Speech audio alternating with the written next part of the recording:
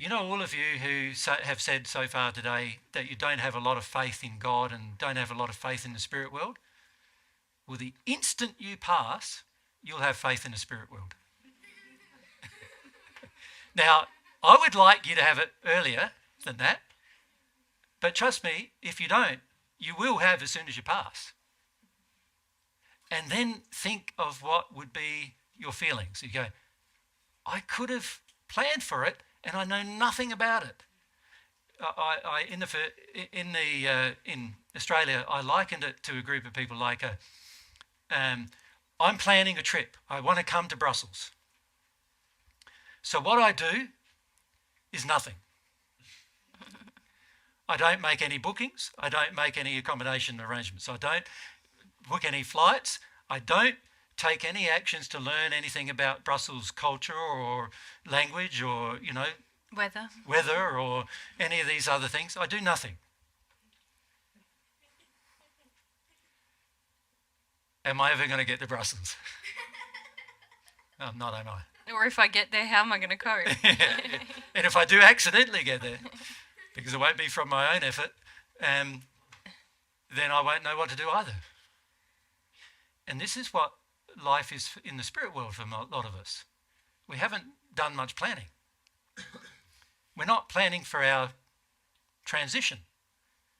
You could also call it planning for your death, couldn't you?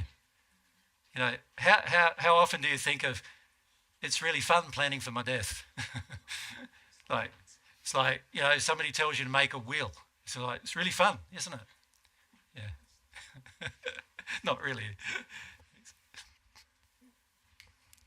When I pass, will I remember, for instance, the teachings that I've received from you and Mary? Yep. That's going to help. Yes. Yeah. Okay. That's right. It would definitely help. Of course, it'll only help if I felt them. If I just thought about them, there'd be less help, won't they? But if I felt them, there would be more help. Yep. So obviously, even just hearing something, it changes your life, even if you didn't feel about it. Because down the track, you'll be reminded of what you were told at some point. So having these discussions, even if you don't believe in them, and you walk away and say, I'm never going to see that Jesus character again, because I think he's a bit of a crazy man who believes in God for some reason. And even if that happens, down the track, you'll remember these conversations at some point. So it's good. Yeah.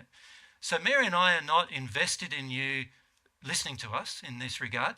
We're just grateful that you could come along and listen. Yeah, because it gives opportunities to share some truths that we know for certain are truths, but which we understand you might not believe are. Right? And so we're happy to share them with you. And who knows in the future, as a result, some of you will feel like, I want to do something about it now.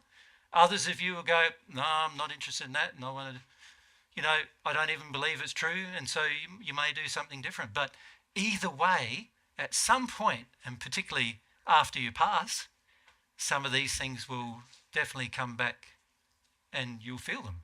You'll feel the reality of them. That's the beauty of getting taught truth, even if you don't necessarily accept it at the time. Yeah. All right, well, it's near 4:00 and we've only got a few minutes to sort of wrap up our day. And Mary and I have got to make sure we don't go too much past 4:00 because we've got another, 5 hours to talk to you tomorrow and then another 5 hours the next day. So what I would like to do is just summarise what we've discussed today and look at where we head a bit with it tomorrow. Should we do that?